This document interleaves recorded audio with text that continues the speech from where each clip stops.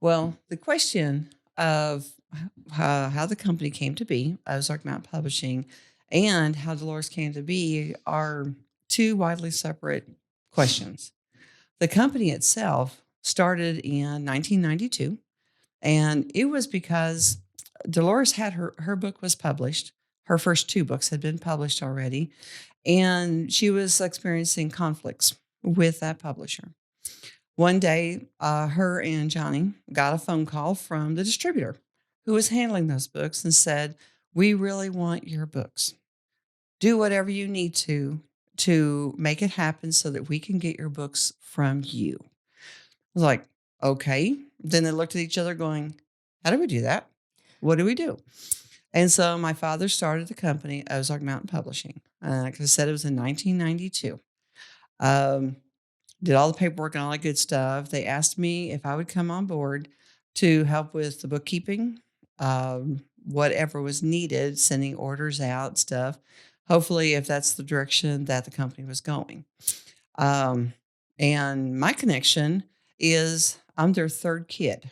I'm the third of the girls, or I'm the last of the girls, and the third in the family of four. So I kind of been with her for a really long time, even outside of the company. I started at the end of March 1992. We got the first two books out, and they were, I mean, going wild. Shortly after that, the company came out with, I believe, like four more titles of Dolores's. She had spent her time if she got upset about something, or like say she had sent books off to be hopefully picked up by a publisher, and if she got a rejection letter, instead of getting mad and throwing it against the wall, she'd sit down and write another book. That was her way of dealing with what was going on. So by the time the company came about, she already had several books basically ready to go to a printer and ready to go to the distributor.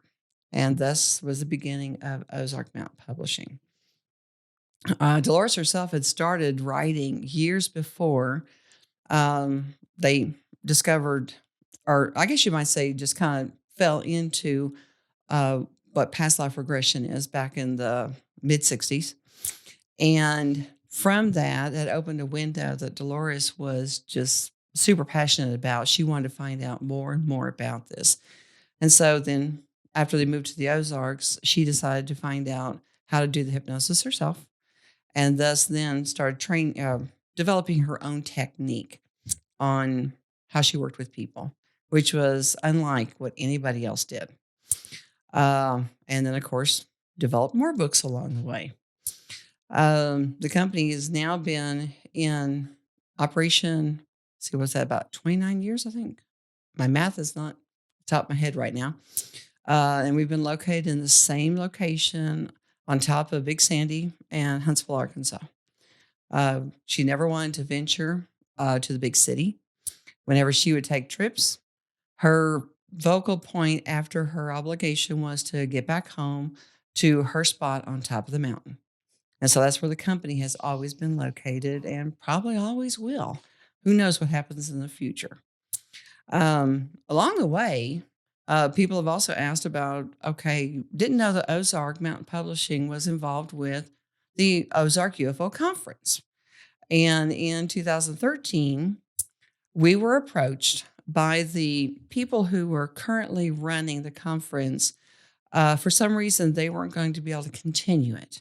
And they wanted to know, would we be interested in taking it on?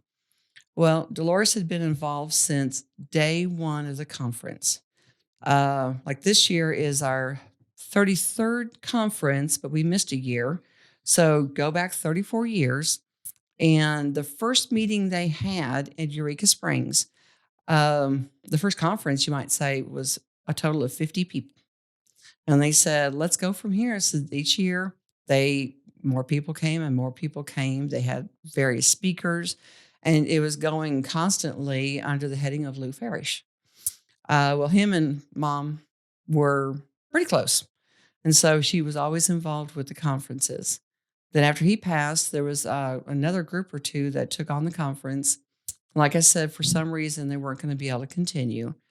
When Dolores got the news, she was like, absolutely. If, we'll find a way to make this go and to keep going. It was like the conference was also one of her babies. And she couldn't see closing the door on this. And so, even since her passing, that was one of the things that we said is definitely going to continue going, and that's the UFO conference. And we've gotten, gobs of thank yous from people saying, "We're so glad that you didn't let this die and that you're carrying on not just the conference, but also your mother's dream of the publishing company, helping authors out there get their feet wet, get their book out there, and spreading the knowledge." So I'm hoping that's something that will keep on going down the road. Oh, one of the things with people have asked, how are you coping with the current year the last couple of years situation with the COVID-19? Our conference with the publishing company, we're doing really good because we have already been in the virtual world with the internet for many, many years now. So everything, knock on wood, is going good and it's going to still go good. The conference was a little bit of a different story. It had always been an in person conference.